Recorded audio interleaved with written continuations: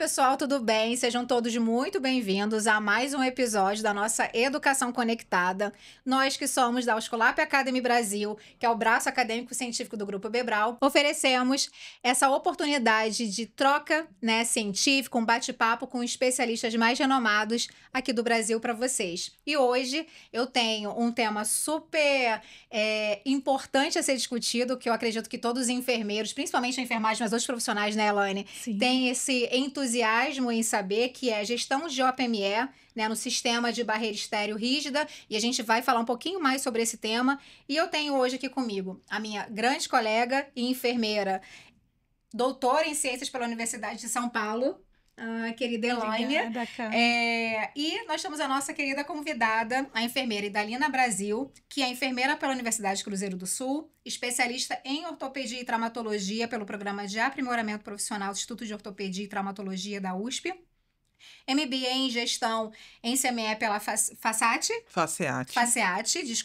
diretora técnica de serviço do Centro de Materiais de Esterilização do Instituto de Ortopedia e Traumatologia do Hospital de Clínicas da Faculdade de Medicina da USP, coordenadora de Comissão Técnica e Processamento de Produtos para a Saúde, e do Hospital de Clínicas, da Faculdade de Medicina da USP. E é longo o currículo, tá, gente? Porque é a mulher de peso aqui, né? A enfermeira que a gente gosta aqui, ó. E membro dos comitês de OPME e CME da Associação Brasileira de Enfermeiros em Centro Cirúrgico, RPA e CME, nossa querida SOBEC, e membro da diretora da Associação Brasileira de Enfermeiros também pela SOBEC. Idalina, seja muito bem-vinda à nossa casa. Sinta-se à vontade hoje na nossa troca. Eu e a Elaine estamos muito felizes, pela sua presença e por ter aceitado o nosso convite. E para quem está em casa, falando agora na íntegra qual é o nosso tema de hoje, nós teremos o tema Gestão de OPME e Sistemas de Barreira Estéreo Rígida, Desafio e Soluções para um Processamento Seguro e Sustentável. Idalina, bem-vinda novamente. Muito obrigada pelo convite, fico muito lisonjeada de estar aqui com vocês. A Elaine, que eu já conheço já de uma longa data, conhecendo vocês aqui hoje no Rio de Janeiro, nessa paisagem muito linda, e para falar de um tema tão importante que faz parte da minha vida aí durante esses mais de 15 anos, que são os OPMIs. Elaine, vou dar a vez para você também, de se apresentar e também dar as boas-vindas aí. Eu sei que da longa jornada, compartilhada, as duas com muita experiência, e isso soma muito, na nossa trajetória de realizar essa educação continuada, porque a ideia aqui é sempre trazer um formato de aula um pouco mais leve, mais fluido, para que a gente possa aprender, refletir de uma forma que seja um bate-papo, que é a ideia que a gente quer trazer aqui hoje. Bem-vinda. Então, muito obrigada. Olá, queridos. Também estou muito honrada e feliz pela presença da nossa amiga aqui, Idalina. E refletindo um pouquinho sobre essa questão, falando de OPME, parece um código secreto, que só quem trabalha na CME sabe, Sabe a dor. 4 letrinhas, o OPME, órteses, próteses e materiais especiais. Poxa, soa como uma sigla muito importante e também cheia de desafios, não é mesmo, Idalina? Nossa, eu acho que assim, acho que dia. cada dia mais são mais desafios. Acho que falar de OPME são puros desafios diários. E para isso a gente trouxe alguns pilares importantes que a Camila vai iniciar aí com algumas perguntas, Então, Camila, por favor. Vamos lá. E aí, para quem está em casa assistindo, já conhece um pouquinho do nosso roteiro. Eu começo com alguns blocos de perguntas, sempre iniciando em que bloco eu estou, para que as pessoas se situem no nosso contexto da pergunta, tá bom? E aí, Idalina, nosso primeiro bloco é o seguinte, sobre segurança. Para começar, quando a gente fala de OPME, quais são os maiores riscos envolvidos no processamento desses materiais e como a CME pode ser a guardiã da segurança do paciente nesse contexto? Olha, eu acho que quando a gente fala de OPME, não tem como a gente não falar de tecnologia, Eu estou em uma CME que atua com vários OPMEs desde 2012.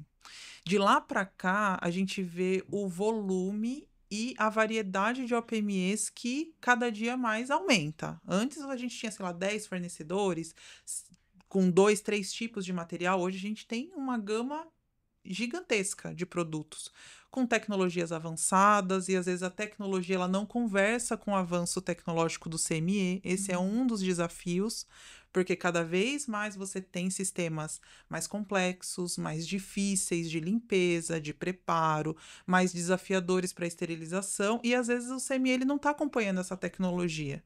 Seja por questões de custo, seja por questões de um sistema, que é o sistema logístico, essa questão de produtos mesmo de OPMEs, não se conversar com o sistema de saúde.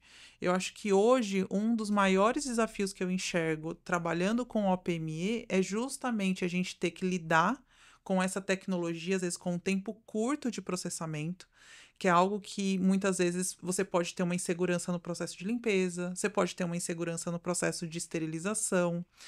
E o CME, ele é um ponto fundamental nisso. Porque se você não entende a complexidade desse material, se essa tecnologia está tão rápida aos nossos olhos, e se a gente não consegue acompanhar, provavelmente dentro desse processamento, dentro dessa cadeia de processamento, se você não consegue garantir que esses pontos, principalmente o ponto inicial, que é a limpeza, e o final, a esterilização, a gente pode ter muitos problemas, principalmente relacionados a infecções relacionadas à assistência à saúde.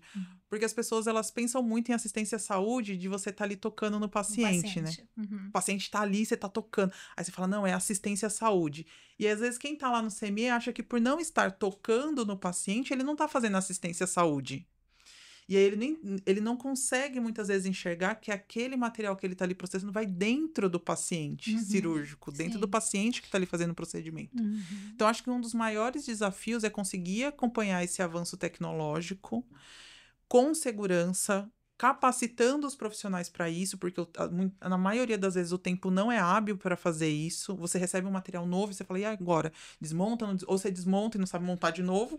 Também tem esse risco. Sim. Você vai lá, desmonta para limpar. E na hora de montar, você fala, e agora? Como que eu monto? Você fica com 2, 3 peças na mão, você fala, como que eu monto agora? Então, acho que acompanhar isso, meio que com o carro andando mesmo, é muito complicado. Eu acho que esse é um papel fundamental do CME, da gente estar sempre antenado e atrás de saber o que está tendo de avanço tecnológico, de como a gente consegue acompanhar isso falando de OPME. Eu acho extremamente importante, né, Idalina, essa questão que a gente coloca, principalmente esse acompanhamento, né, dessas tecnologias, cada vez mais materiais com designers mais complexos, de você tentar, né, desmontar, porque aquilo que não é desmontável, nós conhecemos que não pode, o que não pode ser limpo não é esterilizado, né? Então, a gente já parte desse pressuposto. Então, cada vez mais, acompanhando essa tecnologia, a gente se depara a muitos materiais também complexos na limpeza. Por exemplo, agora me veio na cabeça uma cena, né? Aquelas fresas flexíveis. Como que a gente faz, né? Sendo que é um material que é imprescindível, muitas vezes utilizados em próteses de quadris, né, em procedimentos assim, e a gente se depara ali nessa questão da limpeza. A gente sabe que quanto mais limpa, mais sujidade é visível, né? Então, assim, já que a gente está falando muito da segurança, e a segurança ela se inicia no processo de limpeza, você teria alguma dica em relação a isso? Como lidar com esses materiais assim mais complexos?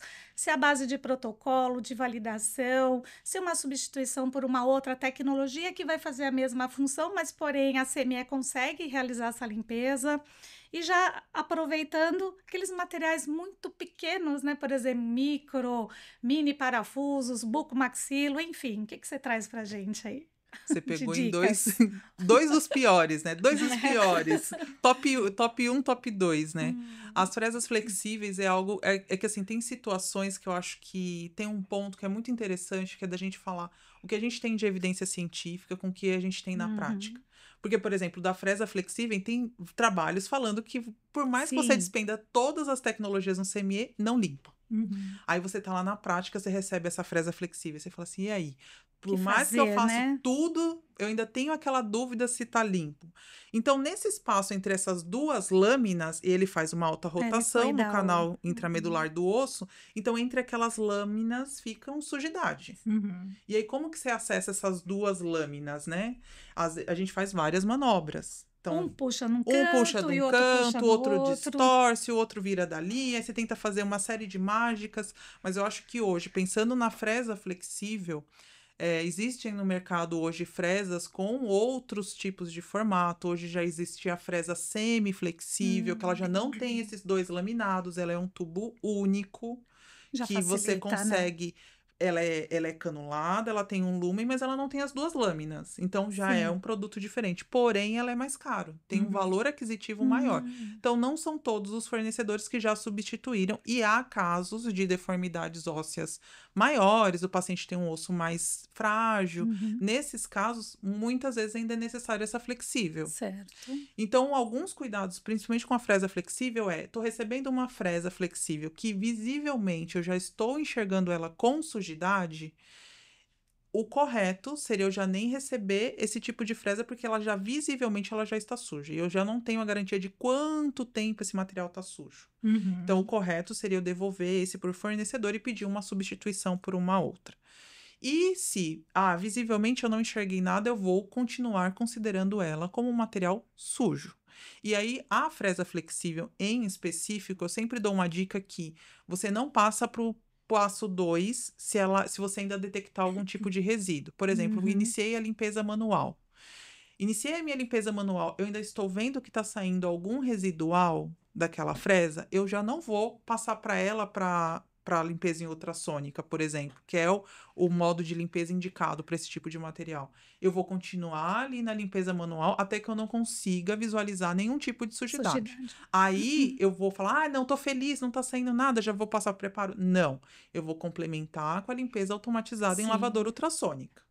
Perfeito. Complementei com essa lavadora ultrassônica, vou fazer de novo a inspeção para ver se saiu alguma coisa. Porque às vezes na cavitação da ultrassônica, quando você tira, começa a sair de novo. O que você vai fazer? Você vai voltar de novo para a limpeza manual e volta para a limpeza ultrassônica. Certo. E a gente sabe que dentro dos hospitais você faz isso 4, 5, 6 vezes no mesmo material. Então é algo realmente muito complexo, mas que a gente não pode ter essa insegurança. E que muitas vezes, mesmo assim, a gente ainda vai ficar com aquela pulguinha atrás da orelha. E os parafusinhos, que são aqueles danados, que eles caem dentro do ralo. Você vai lá. Dentro das eu tenho uma termos. experiência, porque a minha experiência eu comecei em centro cirúrgico. E um dia, um circulante de sala, ele jogou um casezinho daquele, que ele é pequenininho assim, dentro do Aqueles hamper. mini Ele parafusos. fechou dentro dos campos cirúrgicos e jogou dentro do... E tchau. depois a gente procurando, e é o valor de um carro, né? Na época era um valor de um carro, há 10 anos já era um valor de um carro. Toca procurar. A gente teve que ir dentro do abrigo de roupa suja, abrir saco por saco para achar os parafusinhos. Então, eles são muito pequenos, muito delicados. E você precisa ter um cuidado, porque você precisa limpar. Mas não é de todo jeito que você vai precisar limpar. Então, hoje, você já consegue ter caixinhas, que a gente chama até de porta-joia, que ela tem uma trama mais fina, você vai colocar esse parafuso dentro. E ou ela já vem com uma cestos tampa aramados, também, ou né? cestinhos aramados. Você não vai colocar na protege. lavadora termodesinfectora, porque ela vai turbilhonar e os parafusos vão voar, porque ele é um parafusinho de 1,5 milímetros com 10 milímetros. 1 centímetro. É um parafuso Pequeno, muito pequeno, pequenininho. é. 4 milímetros. 1,5 por 4 milímetros. É um nada. Então, na hora que turbilhonar, ele vai se perder dentro da lavadora. E então, com a não pressão adianta junto, colocar. aquele jato d'água, Não com o adianta braço colocar. aspersor. E sabe o que é acaba- interessante? Que vocês, na verdade, acabaram entrando até no meu segundo bloco já. Ah, que E aí, maravilha. deixa eu Isso que é puxar. sintonia, né, Camila? Pois é, já foram. E aí, assim, já falou de joia rara. Tem coisas aqui na minha pergunta. Então, deixa eu aproveitar pra gente não perder o que eu gostei. Que é sobre limpeza e preparo. Muitas vezes, né, o OPML é cheio dessas minúcias que você tá colocando. Que são esses mini parafusos, encaixe, textura que você já colocou. E aí, a pergunta dá pra dizer que limpar o OPML é como limpar uma joia rara? Aí que você já foi exatamente nesse caminho. Eu falei, calma aí, deixa eu puxar aqui pra mim. Exatamente. Uma coisa que eu falo sempre, em todas as aulas que eu dou, toda vez que me chamam para falar de OPME, quando eu vou falar de limpeza, eu falo uma coisa que muitas pessoas, muitos profissionais não conseguem entender isso. Eu não consigo limpar tudo do mesmo jeito. Não tem como eu querer limpar todos os materiais que eu tenho dentro do CME com aquele mesmo protocolo ali. Mesmo método. que nem esse que eu tô falando da fresa, é específico para fresa, porque ele tem uma Sim. complexidade muito maior. Não tem Sim, sentido eu fazer isso num material que é liso, sim. que não tem nenhuma complexidade. Uhum. E o que eu vejo é que os profissionais, muitas vezes, eles fazem um único protocolo e Para querem limpar todos. tudo igual. Uhum. Esse é um ponto. Porque ele tem toda Uma essa raridade característica, dele, né? todo esse valor dele, Hum. principalmente por conta da gente ter tanta dúvida na complexidade, na efetividade, a gente precisa ter momentos diferentes, precisa ter processos de limpeza diferentes. Dando um exemplo dessa complexidade, falando desses parafusinhos e de parafusos em geral, implantes em geral. Uhum. Quando a gente fala de material de limpeza de implante, se a gente for pensar, a gente nem deveria estar pensando em limpar um implante. Porque ele é um material que, na teoria, ele não foi Sim, utilizado. A gente não deveria sim. estar pensando, eu preciso limpar. E quando eu Aham. começo a pensar, eu preciso limpar um parafuso, eu deduzo que esse parafuso está sujo. Mas está sujo do quê se ele não foi utilizado? E hoje já existem trabalhos falando que Sim. mesmo o parafuso sem ter... Aqueles que são menos manipulados na caixa já podem ter um crescimento de biofilme. Sim. Então, uma das coisas que eu tento levar para todos os lugares que eu vou, no caso dos implantes, eu tenho um implante sujo dentro dessa caixa? Porque se ele está sujo, quer dizer que ele foi implantado em um paciente. Se ele foi implantado em um paciente, seja por 5 minutos, 10 minutos, foi uma tentativa de colocar esse material, ele tem que ser retirado, porque ele é E um ser material considerado como se fosse, né? utilizado É. como se foi um material utilizado e ele é descartado como um material explantado. Uhum. Ah, Porque que ele legal. É um tem Essa falha, tratamento porque ele tem diferente. falha biomecânica, porque ele Uhum. sofreu uma torção, ele ficou exposto à matéria orgânica, ele teve um desgaste, e o correto, inclusive pela legislação, quando a gente fala de reuso, de boas práticas de processamento, ele é um material proibido de reprocesso. Mas a gente não processa várias vezes? Processamos várias vezes, desde que O ele não material foi não foi. utilizado. Uma Tá. vez que ele foi implantado, ele precisa ser retirado. É. E isso é um cuidado que muitas vezes as pessoas não têm no protocolo de limpeza. Perfeito, porque o que a gente. Desculpa, Elaine, me perdoa. Imagina. A segunda pergunta aqui dentro desse bloco é exatamente isso, sobre a estratégia e o protocolo que tem que ser adotado, Uhum. né? Então, aproveitando que vocês já estão tratando isso, fala um pouquinho mais para mim aqui. Mesmo com essa complexidade, o que a gente pode fazer para garantir essa limpeza, desinfecção, enfim, o nome que a gente for dar, correta, eficaz? Então, quando a gente fala de protocolo de limpeza, de como eu garanto a eficiência da limpeza, já começa por aí. Não Uhum. querer limpar tudo igual. Porque dentro do processo de limpeza de OPME, eu vou ter aquele instrumental que desmonta, eu vou ter o implante, eu vou ter o instrumental de uma forma geral. E eu vou ter uma série de particularidades, inclusive quando a gente fala, por exemplo, do implante. Porque se eu olho, vamos supor, um parafuso, uma placa, uma haste intramedular, falando da realidade da ortopedia, para cada um você vai ter uma particularidade. A haste intramedular, ela é um canulado. Então, eu vou querer limpar esse canulado. O parafuso, eu vou ter que ter o cuidado para ver se esse parafuso houve uma tentativa de uso. Na verdade, qualquer implante, a haste intramedular, o parafuso, a placa, porque esse material ele vai ter um dano biomecânico. E aí, quando você tem esse dano biomecânico, até mesmo a suspeita de uma formação de biofilme, a gente não pode dar sequência na limpeza desse material. E aí, a gente já não pode mais tratá-lo como um material que eu vou limpar para um próximo paciente. O instrumental desmontável, que é aquele lá que eu desmontei, e aí agora eu ponho montado na lavadora, ponho desmontado, como que eu faço isso? Aí some a mola, passo desmontado, some uma molinha lá que é imprescindível, uma arruela, alguma coisa que é indispensável nesse processo de limpeza, que também a gente tem que se preocupar. Sim. Não só em estar limpo, mas em estar funcional também, porque se some Claro. uma peça dentro da lavadora, você perde lá e o cirurgião, tá faltando uma peça aqui, cadê? E cada vez mais você tem peças menores, que nem na prótese de joelho tem uns bendito de uns preguinhos. Prego, é um preguinho. Aí vira e mexe, tá Fininho. faltando prego. Cadê o prego? Aí você fala, meu Deus, Será o que que ficou um na prego? lavadora? Um prego, cadê o prego? E vira e mexe, você pode achar lá no ralo lá um Da preguinho. lavadora, Aí você fala assim, Entendi. um prego. Aí Ou você no fala assim, cantinho da ultrassônica. então, assim, aí você fica nessa procura. Então, Uhum. precisa ter tudo isso muito bem descrito para você garantir não só a limpeza, mas que esse instrumental também lá do outro lado você esteja efetivo também. Completo, né? Um outro detalhe também é a questão de a gente tem um material de OPME para um determinado paciente. E na área de limpeza, se eu não tenho esse cuidado, porque você vai receber materiais de vários pacientes para limpar, e você fica. Aí tá descendo material sujo, você tá recebendo material para a cirurgia do dia seguinte, e aí você quer lavar tudo junto. E às vezes o material é igual. E aí você pega e mistura o material de um paciente com outro. E depois, para você desmisturar isso, né? Achar de quem é quem. Ou do outro lado lá. E isso se você não tem bem descrito, porque a gente vai falar um pouquinho depois também de embalagem, mas a gente tira muita coisa da embalagem original. Muita coisa. E aí, nesse tirar, se você não coloca lá, olha, esse aqui é da Camila, esse aqui é da Elaine.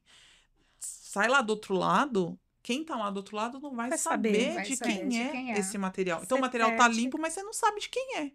E aí, você faz o quê? Então, todos esses detalhes precisam estar descritos nesse protocolo. Sim. Porque não é só limpar, eu preciso garantir que esse material ele vá completo, que ele vá para o paciente certo. Ele é um ponto de start que, se você não fizer muito bem feito, ele atrapalha todo o restante do processo. Não, e o que é a importância da educação continuada dentro disso, né? Porque tem um protocolo, mas também ter a rotina da educação dos profissionais que estão envolvidos, né, E uma Idalina? coisa que é muito interessante, Camila, é que, assim, não adianta falar de protocolo de OPME e quem tá na gestão... Eu tô na gestão há 12 anos de uma CME. Eu faço pouco atividade dentro. Eu sei dos protocolos, eu sei fazer, mas eu não tenho a prática do dia a dia. Sim. Então, muitas vezes, o que eu vejo também de falha, falando nessa questão de educação permanente, você tem um gestor que ele escreve um protocolo, ele não valida com a equipe dele e ele faz de conta que estão fazendo, né? Porque é muito difícil, porque você coloca um detalhe ali que você não consegue aplicar aquele detalhe na prática. Então, uma dica que eu deixo, que eu acho que é muito legal, escreva o protocolo e valida com a equipe. Porque aí ele vai falar, não, isso aqui... Ô, chefe, você colocou isso aqui pra gente pegar isso aqui e separar em 3 não sei o quê? Não dá, porque o espaço não tem cesto, tem hora que acaba. Eles que sabem desses detalhes, né? A rotina. A gente não sabe desse detalhe. Às vezes você escreve algo que é impraticável. Sim.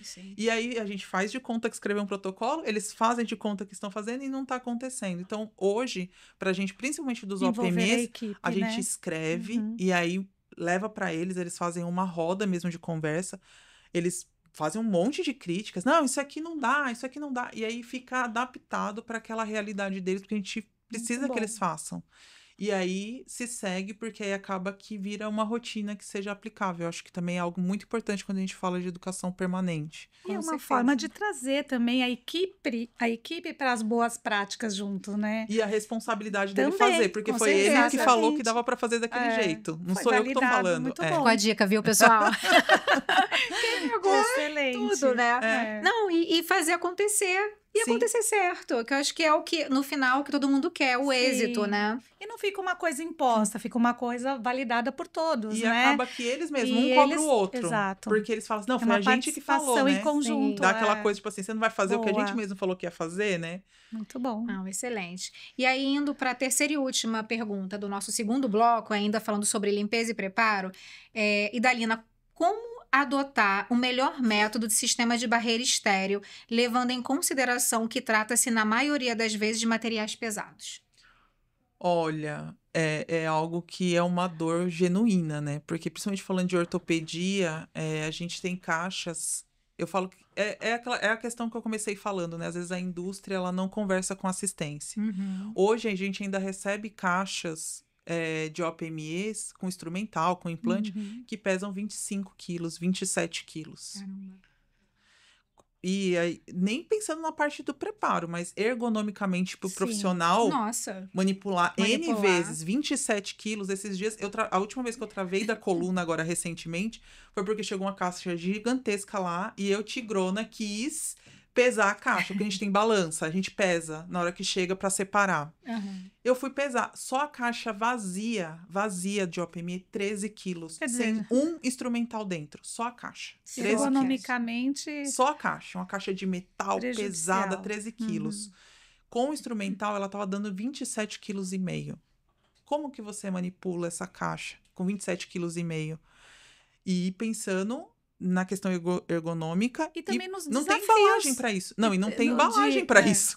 Não tem embalagem que aguenta 27 quilos. Caramba, Então, a gente já separa os 27. Esses Uhum. 27 vai virar 3 cestos, vai Desmembrar, virar né? 2 Uhum. cestos. Tem que desmembrar tudo, né? Tem que Desmembrar desmembrar em tudo. Só que 3, aí você tem 4. cesto suficiente para fazer isso Muitas todo vezes dia. Muitas vezes Em não, né? todos os serviços, E sim, aí não é tem todo esse realidade. detalhe, porque se você tira uma caixa e transforma ela em 3 cestos, para técnica cirúrgica isso é ruim, porque normalmente as caixas elas são dispostas De fases, né? Assim, numa a questão primeira, lógica aham. mesmo.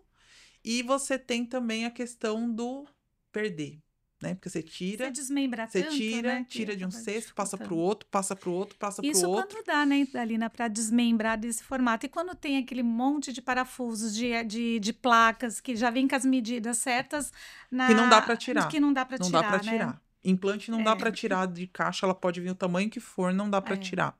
Então a gente tem a dificuldade das caixas de polímero, que é é difícil para secagem, tem muito matéria-prima problema com ela não plástica. conduz calor, então ela É um mau molha. condutor de energia. Então assim, tem várias questões relacionadas à embalagem, à caixa.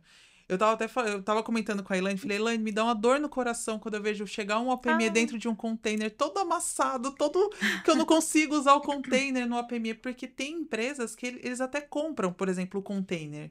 Só que eles fazem para transporte. Eles descaracterizam Eles caracterizam o o uso. uso, né? E aí Exato. Isso é chega um o problema, container todo amassado, a tampa amassada, todo. Aí eu falo, gente, como eu queria É tacar amassar um uma fio. Ferrari, né? Tacar um filtro aqui. Eu queria tanto tacar um filtro aqui e colocar, porque eu tenho certeza que eu não ia ter problema com molhado, eu não ia ter Sim. problema com rasgar. Então a gente ainda tem essa cultura. E muita gente com que eu vou falar, não, mas essa embalagem, essa caixa, ela é para transporte só. Eu falei, gente, então vocês precisam investir mais barato num transporte. Né? Vamos investir mais barato num E transporte, deixar porque esse você tá. sistema de barreira estéreo Eu tava falando pra ela, eu falei assim, finalidade dele, né? Por que é fim. realmente servir de sistema de barreira e também manter a esterilidade do produto, né? Essa é a Exato. função do Exato, do porque tem container. muita gente que tem muita dificuldade. Como a gente hoje, a gente já tem também um protocolo de Uhum. preparo, onde a gente separa, tem balança, a gente pesa. Nem todo mundo tem isso. Sim. Não tem isso para fazer, não tem balança, não tem o protocolo. Aí o pessoal fica dando jeitinho. A pergunta, acho que eu mais recebo, assim, em rede social, até mesmo quem vai visitar o local que eu trabalho, eu tô tendo problema da embalagem tá danificando. Será que eu posso usar tecido com SMS? Ó as invenções que o pessoal começa a fazer, né? Uhum. Aí eu falo assim, mas por quê? Tá molhando ou tá rasgando? Porque pra pessoa querer fazer isso, fazer ou tá isso. molhando ou né? tá rasgando. Ai, não é porque tá rasgando. Aí a pessoa acha uma alternativa que é uma perda de dinheiro, né? Porque você tá usando um SMS com a embalagem não tecido, com um tecido, porque você tá rasgando, porque você não consegue uma solução. E aí, ou então a pessoa, é porque tá molhando o SMS a partir de agora que eu mudei, eu vou voltar pro tecido. Só que o tecido também tem uma série de particularidades para a questão seja de sustentabilidade, que às vezes as pessoas acham, o SMS é lixo. Mas e o tecido que gasta Sim. várias Sem e várias falar que água? precisa ter um controle de utilização E que até é dificílimo. 65 vezes. Quem consegue controlar, né, Idalina, no E dia a que é dia? dificílimo. E outra, aqueles resíduos, aqueles microfuros. Então, assim, sabe que não pode, né? Então, é difícil a utilização. Já tem trabalhos que mostram isso na prática, né? Essa questão de como fazer o controle, né, da utilização de tecido de E que é algodão. dificílimo. Não dá. Tem empresas que falam, eu tenho chip, eu chipo a roupa. Só que aí você vai falar assim, você faz o controle? Faz o controle. Tá, Mas e como? como que eu faço esse controle? Porque tem a questão do custo.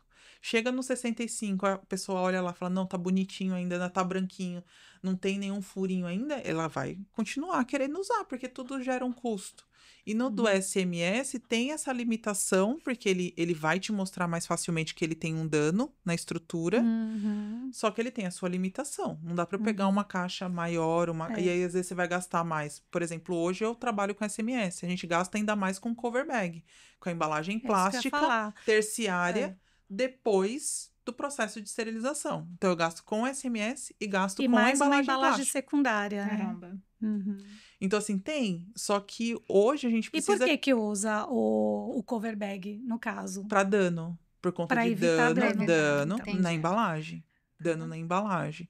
Então, hoje, pra gente, o melhor dos mundos seria esse OPME já vir numa embalagem, um container, uma embalagem rígida, que eu conseguisse seguir com ela na esterilização.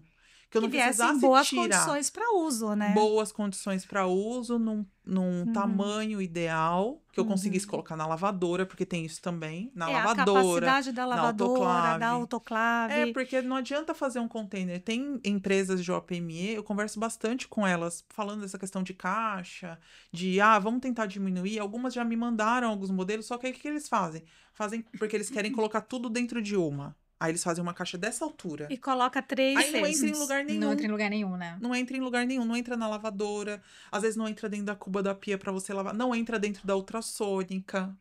E aí você vai, Virou um elefante branco, você né? tem que tirar do mesmo jeito. Aí você fala assim: "Não, mas você tira e depois você coloca de novo lá na área de preparo". Olha o trabalho, você vai tirar, aí você vai colocar depois de novo lá, aí depois na hora de voltar você vai ter que fazer de novo, aí você vai ter que deixar o cesto lá na hora de voltar para você lavar de novo, você vai ter que tirar de novo, colocar de novo. Então assim, não é funcional. Então às vezes acho que são pensamentos diferentes, né? E é um caminho que eu tenho tentado fazer com alguns, até tenho algumas experiências positivas deles começarem a trazer as caixas e de falar para eles, falar, olha, eu quero também facilitar a sua vida, porque para mim não é fácil ficar tirando e para você também não é fácil de ter maior risco de perder ou do seu funcionário chegar aqui e ter que montar todas as caixas tudo de novo, porque tá em cesto. Então acaba Você que perde imagina tempo. essa rotina diariamente? Quantas cirurgias vocês fazem por dia? A gente E faz tudo de OPME, né? tudo. A gente é só ortopedia, a gente faz quase 500 cirurgias Meu por Deus. mês. Dá uma média de 22 cirurgias por dia, Por mas são dia. só cirurgias Cirurgias ortopédicas. ortopédicas. Eu Imagina tava esse falando pra Elaine, falei movimento, assim, né? a gente faz 5 próteses, ela por semana, eu não por dia. Por dia. Ela Gente, dia? e quando tem revisão, então, de quadril, que Nossa. dobra, né, a quantidade de caixas. Quadril Em vez de ser 15, são 30, no mínimo, né, Idalina, Muito quando é uma instrumental, revisão. né? Então, imagina, né, esse fluxo todo.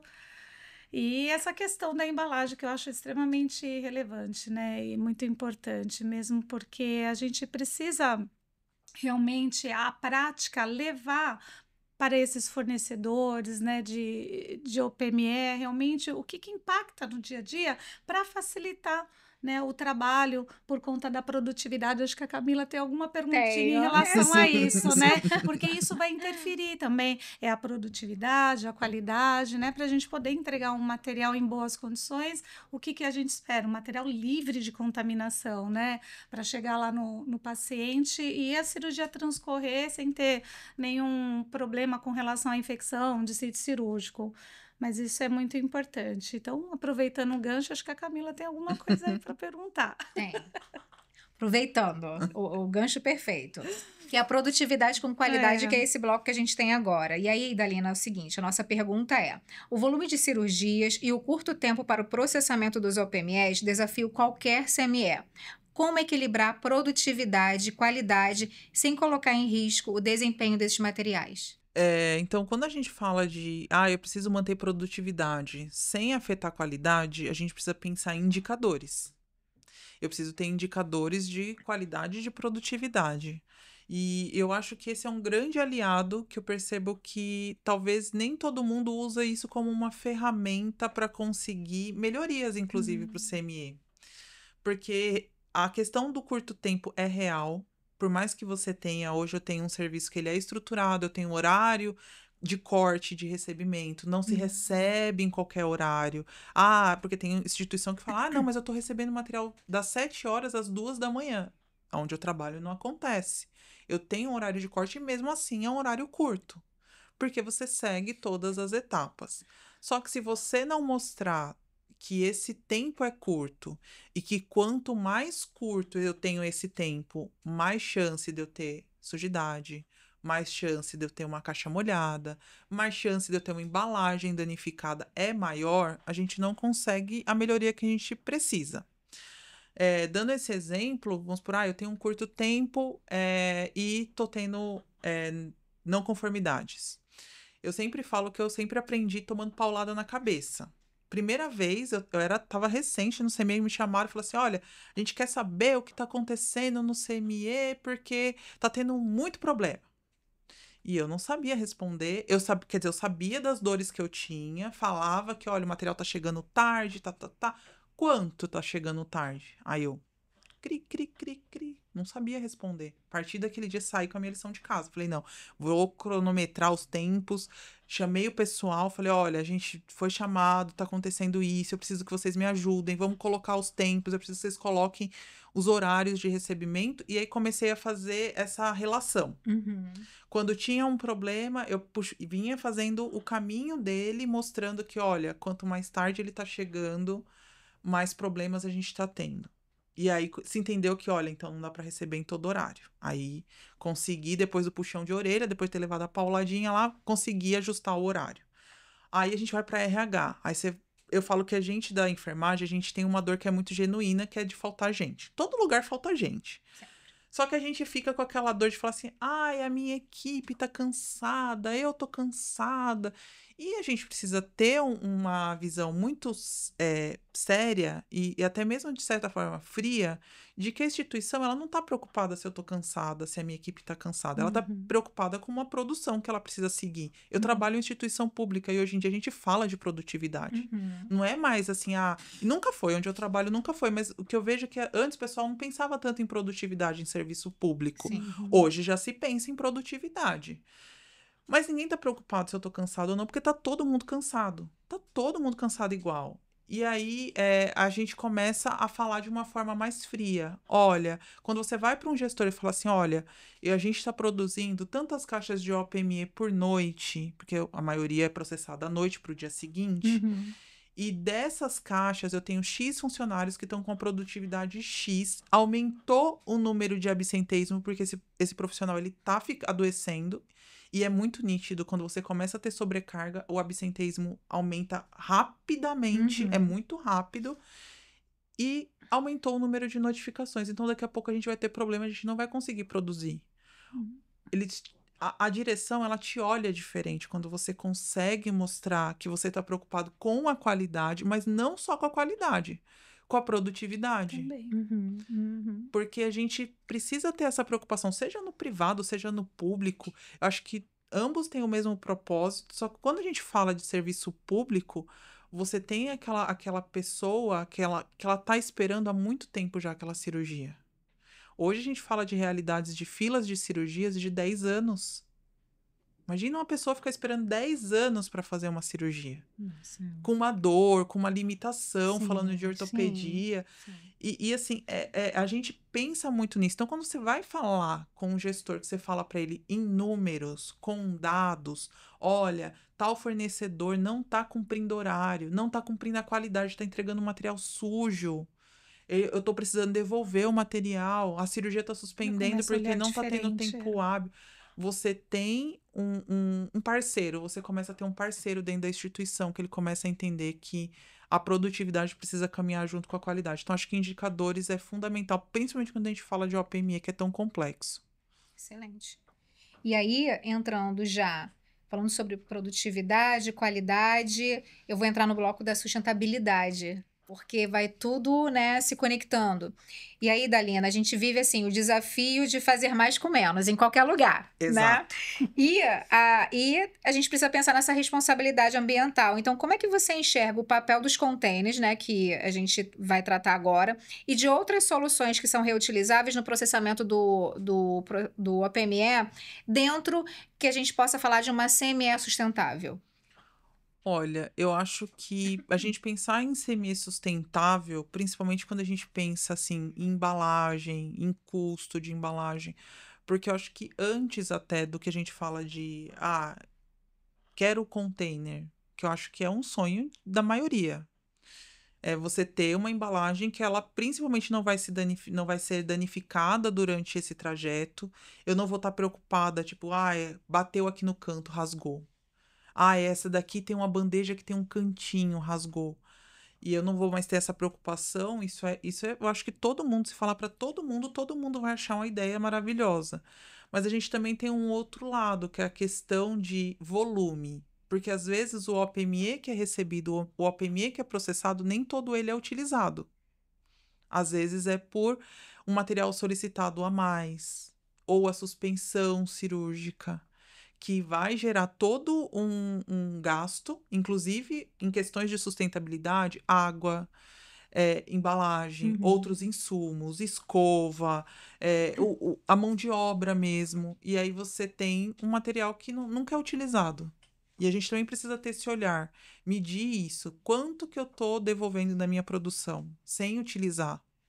Porque se eu estou devolvendo sem utilizar, inclusive se eu tiver o container, eu estou processando ele N vezes Sim. de forma desnecessária.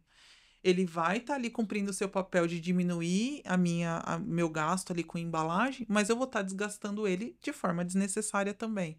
Então, acho que além dessa questão da embalagem, a gente também precisa olhar para isso, porque eu acho que isso ainda é muito precário. Às vezes eu converso com alguns colegas, não, o médico quer que tenha 3 empresas dentro da sala. Exato, 3 próteses, por exemplo. Imagina, 3 cases lá de container com prótese. Caramba. E aí ele vai escolher um na hora.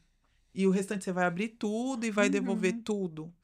Mas, assim, falando um pouco da embalagem, eu acho que o container eu acho que é um sonho que ele já viesse realmente desse fornecedor com esse container, com uma embalagem que eu não precisasse trocar. Eu acho que como o comitê de OPME, inclusive da SOBEC, a gente está super aberto, a gente tem tentado abrir portas com alguns fornecedores mesmo de OPME para abrir essa conversa de vamos tentar ver o que a gente consegue fazer para resolver a sua dor e a minha dor. Tipo, de não precisar ficar tirando as suas caixas, de ficar fazendo isso. E da gente não precisar também ficar manipulando tanto esse material, ter caixas tão pesadas, de eu precisar tirar tanto esse material. Então, eu acho que a sustentabilidade, a gente precisa fazer trabalhos mostrando isso, principalmente relacionado ao OPME, que ainda não tem. Aqui no Brasil, eu desconheço. Serviços que façam esse trabalho, mas eu acho que bastante também com os fornecedores, porque talvez eles nem conheçam, né, a tecnologia de falar, pode ter um container. E quem tem, faz uso como transporte. Tem que saber valorizar. Faz uso como transporte. Que aí você chega lá, tá o colaborador da empresa sentado em cima do container. Ou então arrastando o container, né? Porque são muitos eu já briguei com materiais vários. pesados. Eu brigaria também. Não sentem. Encaminhe para os motoristas esse vídeo. Por favor. Então, Idalina, aquele cenário que coloca no chão porque é pesado e vai arrastando, né? Pega um container aqui, pega o outro, arrasta para colocar dentro do carro. É um clássico. Eles sentam em cima das caixas. É chocante, mas acontece. Mas não tem cadeira para esperar então, mas o container, a caixa não é lugar para você sentar, para você ficar esperando ser atendido. Não é. E aí você olha lá e você vê a tampinha do container chorando, e você fala assim, nossa, não tem condições. Não tem. Só complementando, né, Idalina, quando você coloca, é um sonho ter um container, né, para trabalhar, para esses, né, para todos os materiais, mas é um sonho muito, muito próximo, né? Hoje, assim, tem a possibilidade de se aplicar uma ferramenta, que é uma calculadora, onde ela traz essa questão, né, essa viabilidade econômica, que mostra muito que é possível, né? Então, quando a gente fala dessas embalagens flexíveis, a gente sabe que é uma embalagem recorrente, que olhando assim de imediato parece ser até um valor, né, baixo, mas é uma recorrência. E quando a gente se depara uma situação para o sistema de barreira estéreo rígida, a gente vê que realmente é algo que está próximo, que a gente consegue dentro desse estudo, né, viabilizar, mesmo porque de imediato dá para se fasear também, né? Então não tem assim, tem um investimento inicial sim, mas essa ferramenta, né, a calculadora, ela mostra até o payback, né, o ROI, em quanto tempo se paga e o quanto isso que o hospital também pode economizar, em termos também de custos ecológicos, já que a gente está falando de sustentabilidade, essa questão de geração de resíduos.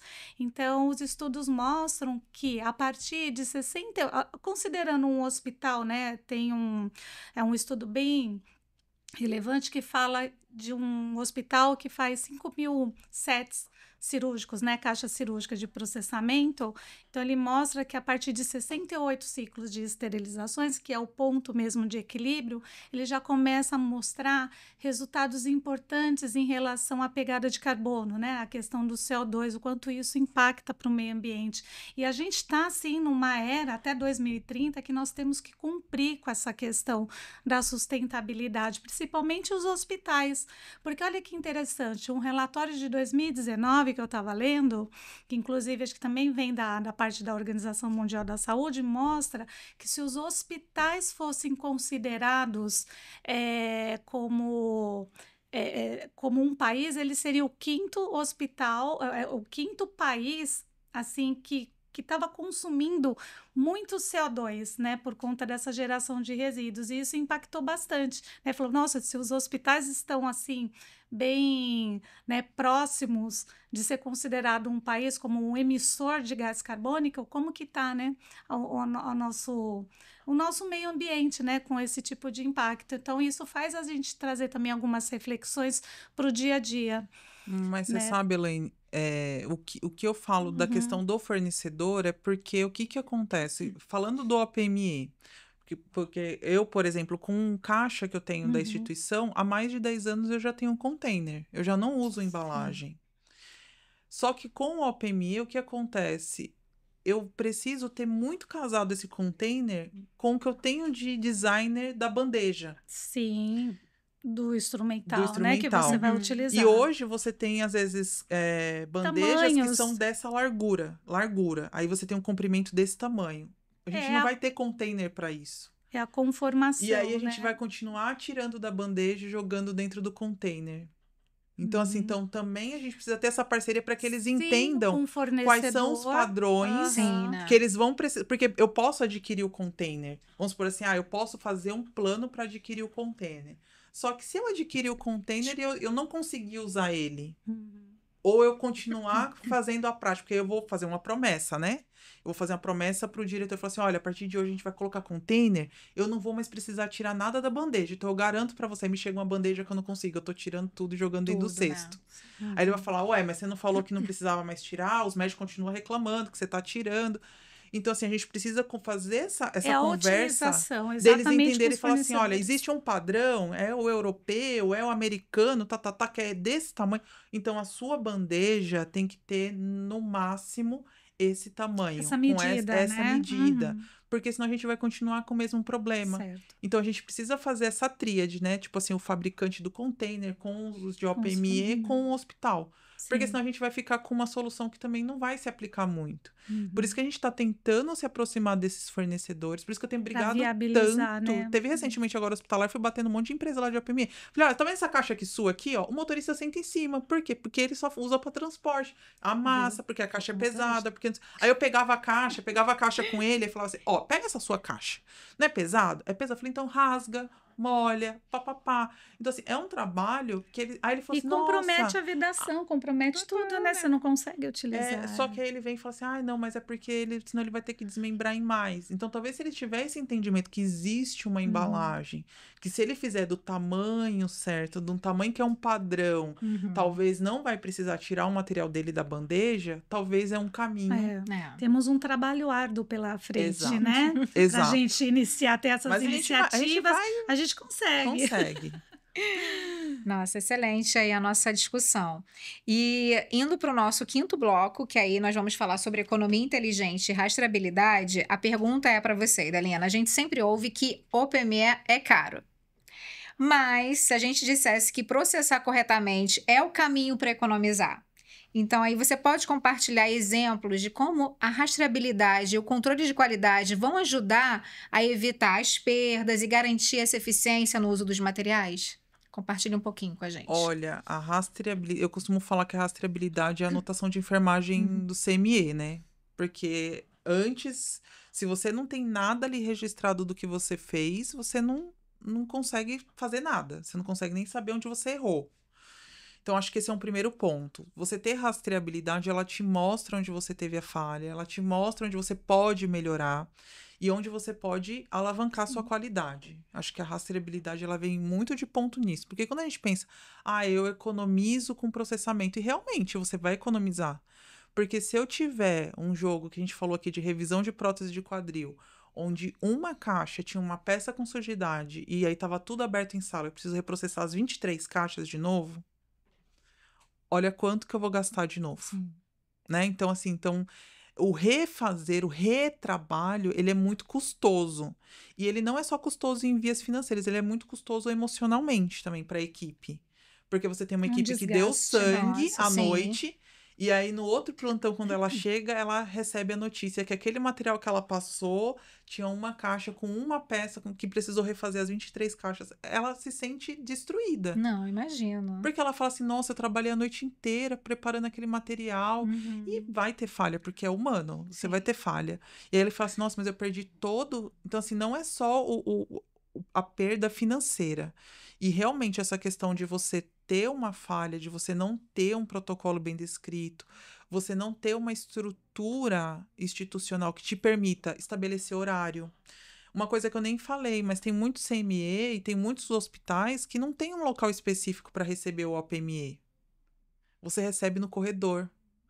Você recebe na portinha da área de limpeza, com a pessoa que está limpando, ela para receber aquele OPME. Então, não tem minimamente uma estrutura que te garanta um processo inicial, um start bom para você seguir as próximas etapas. E aí você quer resultado, né? A gente quer resultado bom. Uhum. E aí você não tem o resultado bom. E aí, quando você tem a rastreabilidade, ela consegue te mostrar exatamente. Ela consegue te mostrar que aquele material chegou tarde. Ela consegue te mostrar que, opa, é sempre aquela mesma equipe que está ocorrendo a mesma falha. Então, vamos investir em treinamento naquela equipe. Ou ela te mostra que é um profissional que está falhando naquele ponto. Que então você vai ter que precisar fazer pontualmente com ela um treinamento. Então, tem várias coisas que a rastreabilidade ela vai te dar de números, de dados, que vão te mostrar que você precisa melhorar o que está muito bom. E eu acho que isso é um ganho gigantesco, porque ninguém quer refazer 2 vezes a mesma coisa. Não. E você refazer um OPMI, eu já tive a experiência de refazer o OPMI, eu refiz a caixa que tá, e aí a caixa apareceu com outra sujidade em outro lugar. Falei, essa caixa não é possível. Não é. Te dá um desespero, porque Imagino. você fica assim, você fala, gente, e é uma sensação que é horrível. É horrível. Você saber que você falhou naquele ponto e o paciente em sala. E eu já tive que ir em sala falar para o paciente o que aconteceu. E assim, é um peso que você fala assim, você fala, nossa, quanto é impactante, quanto a gente não quer refazer. Sim. Principalmente por conta disso, porque você vai perder um monte de coisa. Você vai perder tempo, principalmente. Tempo e dinheiro. Você vai perder ali, que você Dalina, poderia estar fazendo outras coisas. eu fico até pensando, né? E quando acontece já com um paciente anestesiado, né? Nossa. O Então tempo de sala hoje, parada, então o assim, paciente hoje, anestesiado. então Não hoje é? com os OPMEs, a gente e vários hospitais têm Uhum. adotado isso. A prática de abrir primeiro o OPME para depois Conferir, anestesiar. checar. Boa. Porque ele é um material que é complexo. Você pode ter a melhor equipe, você A pode ter melhor uma falha. estrutura, Você né? tem materiais hoje que é retrátil. Ele não desmonta, ele é retrátil. Você limpa, limpa, limpa, limpa, limpa, e aí, sei lá, esterilizou, teve uma dilatação lá do aço. Quando abre a caixa, tem um resíduo lá embaixo da Uhum. peça, porque ela é retrátil. Ah, você não vai autorizar a usar. E aí você fala assim, e aí, foi uma falha mesmo? Ou a gente precisa conversar com aquele fornecedor para tentar mudar esse designer? Uhum. Então, por conta dessas Sim. complexidades, hoje, muitos hospitais, eu tenho conversado com alguns colegas, têm adotado, aonde eu trabalho, a gente faz isso, principalmente nas grandes, coluna, quadril, joelho, que são muitas Abre caixas, tudo, abre confere, tudo, o CME verifica. acompanha, hoje a gente acompanha em sala, É a uma boa abertura. prática. Por quê? Porque quem tá em sala, eu brinco que todo mundo ou acha que tecnologia de peróxido faz milagre e que tudo Põe e tudo é no peróxido. contaminado. Tudo é contaminado. Eu Uhum. falo, gente, tudo pra vocês é contaminado, gente, pelo amor de Deus, tudo. E às vezes é uma coisa que não é. Às vezes é algo que, tipo, você olha e você fala assim, fala, não, isso aqui é uma mancha própria do aço, isso aqui não é. Então a gente diminuiu muito Sim. também, e também para validar a informação da esterilização, porque eles têm dúvida.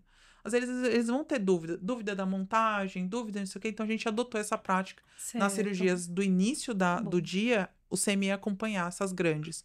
E só abrir nessas cirurgias grandes, só chamar o paciente, só colocar o paciente em sala e anestesiar a partir do momento da conferência. Eu acho bem interessante acompanhar alguém da CME mesmo, É. porque se essa caixa eventualmente precisa retornar para fazer um novo processamento, né, já dá tempo, né, em vista que o paciente ainda, né, não foi induzido, então até induzir o paciente, anestesiar, posicionar, e a CME já, né, se conversando lá, tem já o equipamento parado, já deixar de stand-by para esterilizar. E tira muita. E tira. Lavar, esterilizar, né, o material. E estreita a relação. Eu tomei É, de essa decisão confiança, o é ano muito bom, passado. viu? Tem um ano que a gente Tá a tomou essa dica aí. decisão. Estreita a relação de confiança. Porque muitas Verdade. vezes o cirurgião ele não conhece a cara de quem é do CME. Exato, não conhece. E aí fica aquela coisa. Aconteceu uma vez, aí aconteceu a segunda e pronto. Ele já tá, já, né? Aí você aparece num momento que não é. Então, se ele tiver ali todo dia, se ele sabe do trabalho, se ele sabe que todo dia você O tá ali, respeito também, né, você pelo já resolve trabalho. alguma coisa antes. Ó, doutor, tô vendo que tá faltando uma coisa aqui na sua sala. Posso pegar tal coisa? Não, pode. Então, você já resolve ali antes, você vai estreitando a relação. Você vai já fazendo, você já vai fazendo um caminho contrário. E aí você consegue também pensar em alternativas com ele. Porque, opa, esse OPMI aqui não deu certo, sei lá, tem uma caixa faltando, tem uma caixa molhada. Dá pra substituir o quê? Ó, tem um caixa X, dá pra substituir? Não, dá pra substituir. Então você tá lá, facilita, do que o negócio de ligar. Porque aí liga. Tá chamando o enfermeiro na sala. Até você pegar o elevador, até te acharem, até você pegar o elevador, até você subir. Aí chegou lá, suspendeu a cirurgia, porque o médico não quis esperar. Então a gente estar dentro da sala facilitou muito. Tem um ano que a gente tomou essa decisão, acho que Muito foi uma das bom. melhores decisões que a gente tomou. De estar nesse primeiro momento do dia acompanhando essas cirurgias do início do dia. Acho É que uma excelente sugestão, boa né, prática. Idalina? Boa prática. Também, ó, marquem essa dica aí, anotem. E agora a gente está se aproximando ao final. Que Já. pena, né, Já. Camila? Tá todo mundo. Gente. Todo mundo. Muito bom. E para finalizarmos, então vamos lá. Agora é algo mais assim sobre a sua carreira, Idalina. A gente quer saber daquele seu momento marcante. E eu acho que aí vai, com certeza, vai trazer assim para esclarecer para as pessoas. E você já deu várias dicas, né? Que a gente falou assim, poxa, legal, anota, né? Vamos lá. Então, fala um pouquinho de algum momento marcante da sua carreira e também deixa como oportunidade para quem está aqui nos assistindo. Dica para o que fazer. Eu estou começando ali na central de material de esterilização. Onde eu devo procurar? O que eu devo estudar? Como é minha postura? Traz esse insight também para a gente finalizar, que eu acho que fecha bem com todo esse aprendizado que você trouxe hoje, essa troca compartilhada aqui, esse share expertise que foi maravilhoso. E aí, deixo aí para você. Bom, começando, chegou no CME, não se desespere. Gente. Não se desespere. Não se desespere. Não se desespere. Mas contando do meu momento marcante, eu sempre acho que foi a minha entrada onde eu trabalho hoje. Eu trabalho há 17 anos no mesmo hospital. E eu fui parar em um centro cirúrgico pelo motivo mais improvável. Eu participei, eu fiz a pós no HC. E aí a gente passa por todas as áreas, né? É um aprimoramento profissional que te dá o título de especialista, 1 ano. E aí na minha avaliação final, eu falei que o último lugar que eu gostaria de trabalhar era o centro cirúrgico. Eu saí e falei assim, e aí, qual foi a sua melhor área? Pior área? Eu falei assim, olha, o único lugar que eu não quero trabalhar é centro cirúrgico, porque eu não nasci pra empurrar a maca. Falei, desse jeito, tinha 21 anos, falei isso. Meti uma dessa. Não nasci pra empurrar a maca. Enfermeiro de centro cirúrgico só empurra a maca. Passou um mês, eu desesperada, procurando emprego, me liga a gestora. Dalina, tem uma vaga pra você, você quer trabalhar aqui? Era meu sonho. Especialista em ortopedia, mas eu achei que eu ia pro trauma, que era a minha paixão também. Adorava osso quebrado, até hoje eu gosto. Eu adorava, queria ir pro trauma, queria ficar lá mexendo no trauma. Dalina, e aí, tem uma vaga, pra ser uma vaga de emergência, papapá, você aceita? Aceito. Ela falou, olha, mas não é pra um lugar que você talvez... Não, eu aceito. É pro centro cirúrgico. Aí eu falei, não acredito. Aí eu falei, não, mas... Eu falei, mas quando tiver oportunidade, você me tira? Você me coloca no trauma? Não, pode ficar tranquila que eu te coloco no trauma, eu te tiro daqui e te coloco no trauma. Eu falo que eu chorei os meus 3 primeiros meses copiosamente, todos os dias eu chorava. Porque é um ambiente, o centro cirúrgico, quando você... E o central de material também, mas é um ambiente que você não entende, você não aprende na sua formação. Então, é médico gritando, não sei o quê, você tem que ser rápido, você tem que ser ágil, você tem que fazer, você tem que resolver.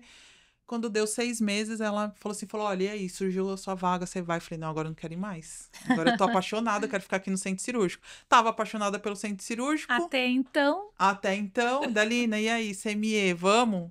Você quer assumir o CME? Falei, bom, já tô aqui, né? Já conheci um pouco, porque a gente dividia a equipe. A gente era Fazia os centro cirúrgico e plantões, CME, fazia plantão. Falei, eu vou, né? Fui meio assim, falei assim, E aí hoje eu brinco que se me perguntarem se eu quero voltar pro centro cirúrgico, eu falo que jamais. Não é mais minha praia, já não tenho mais a paciência para estar lá. Mas eu acho que é uma área apaixonante. Então, assim, eu acho que a dica que eu dou é justamente essa que eu fiz, que eu segui durante essa minha trajetória. Porque CME não é ensinado na formação. A gente recebe hoje profissionais que, além deles não aprenderem sobre CME, eles têm uma imagem desvirtuada. Eles não enxergam o valor, porque quem está na formação, às vezes tem uma fala de, CME eu não gosto, nem vamos, ali é o CME, viu? Mas só mostra a portinha ali. Ali é o CME, mas eu detesto, nossa, não suporto CME. Então, assim, ele já vem com esse estigma do CME, de tipo, eu não gosto, eu nasci para fazer assistência, eu não nasci para ficar lavando louça. Então, ele já vem com uma série de uma visão distorcida do que é um CME. Então, acho que a maior dica que eu deixo é, se você foi selecionado para ir para um CME, que é uma área que você não conhece, que é o que eu falo para todo profissional que chega no CME hoje, eu falo para ele, olha, vá com o seu coração e sua cabeça aberta. Porque o que você vai aprender estando dentro de um CME, nenhuma formação, nenhum curso técnico, nenhuma graduação está ensinando hoje. Você vai ser um profissional diferenciado no mercado. Você vai ter um conhecimento que a maioria não vai ter. E as pessoas não têm a dimensão disso, de que tem. E eu brinco com eles. Recentemente eu recebi uma aprimoranda que esteve na minha condição. E ela falou assim, olha, foi o melhor lugar que eu passei. Eu tenho certeza que foi plantada uma sementinha nela, que quando ela sair, talvez se ela tiver a oportunidade, ela vai querer estar dentro de um CME. Então as pessoas, elas precisam ir abertas para essa oportunidade, porque não é fácil. Eu brinco que você vai chorar. Os primeiros dias você vai chorar, o primeiro dia que um médico te chama na sala, aqueles meio que esbravejar, você não vai entender por que ele falou daquele jeito com você. Você não vai saber o nome das pinças, do instrumental, vai te dar desespero, é detalhe disso, é detalhe daquilo, mas acho que um ponto essencial é ela ir realmente com essa cabeça aberta para entender que você está sendo diferenciado a partir daquele momento. E de estudo, a gente está em vias aí de atualização, mas é uma legislação que já está aí há 13 anos, que é a RDC 15 de 2012, primeiro ler essa legislação, porque ela é boas práticas em processamento, então vamos ler de cabo a rabo e não só ler, entender. Preciso entender essa legislação. Ali dela, você vai pegando o que você tem dúvida e vai usando o belo famoso lá Google, né? Vou colocar lá e vou pesquisar aquilo que eu não entendi. E hoje existem inúmeros canais aí. Eu tenho um canal que fala de CME, então é Idalina.Brasil. Eu falo todos os dias, estou falando sobre CME, falando sobre conteúdo. Tem conteúdo lá beça, mas tem várias. A Sobec tem uma plataforma, tem vários cursos, tem vários outros profissionais disponibilizando cursos, material gratuito, YouTube. Então, hoje a gente não fica sem informação, e principalmente sobre CME, mas eu acho que o principal de todos é a RDC 15. Excelente. E curso aqui também, tá, gente? Né? Nosso curso olha olha aí, né, Idalina? Academia Esculap. Já. Olha aí, ó. Quase, falta em breve. Vamos dar um spoiler. Pequeno spoiler. Rapidinho, só isso. Bom, e Elaine, você quer contribuir para sua alguma também, porque a Elaine também é enfermeira, professora, doutora, né, enfermagem. Então, assim, se quiser também contribuir com alguma experiência que você teve, trocar com a Idalina agora para a gente estar encerrando. O nosso Educação Conectada de hoje, é forte, resumidamente. Viu, CME. Quando eu também iniciei a minha carreira, foi em centro cirúrgico, então gostava muito da parte da assistência, ficar com os pacientes, e numa determinada fase, Elaine, eu preciso de você na CME, uma antiga chefe minha, né, Jeane, e eu falei assim, mas eu não sei nada de CME. Não, mas você trabalha no centro cirúrgico, você vai entender CME. Bora lá estudar, né, um pouquinho de CME. Achei que era alguma coisa muito simples. E de presente eu ganhei a RDC 15, porque foi bem na época que eu fui transferida para a CME, eu fui junto com a RDC. Então, hoje... eu sou muito grata, eu falo que eu fui mordida pelo mosquito da CME, que me contaminou, que eu amo de paixão.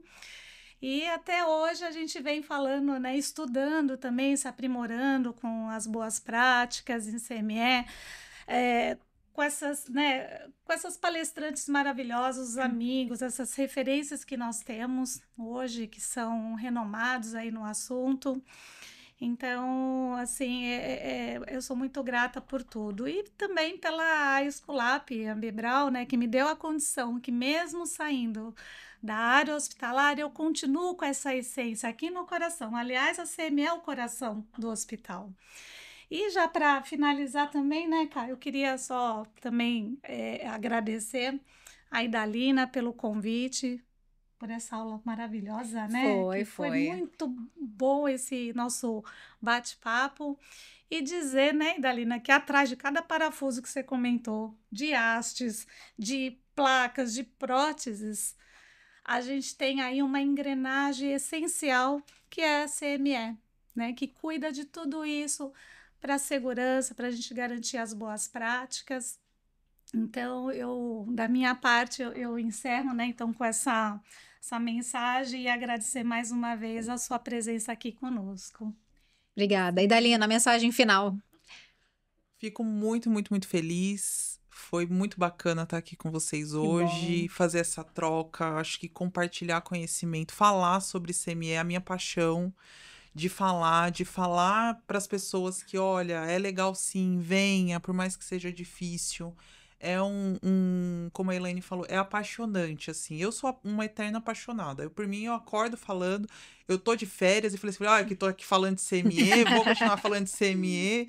Mas, assim, realmente é muito gratificante a gente saber que a gente tá levando conhecimento para quem tá fazendo esse cuidado, porque cuidar, seja de instrumental, seja de OPMI, é um cuidado. Sim. E o nosso cuidado, ele não é indireto. Acho que o cuidado do CME, quem fala que o cuidado do CME é indireto, está completamente enganado, porque cada instrumental está lá dentro do paciente.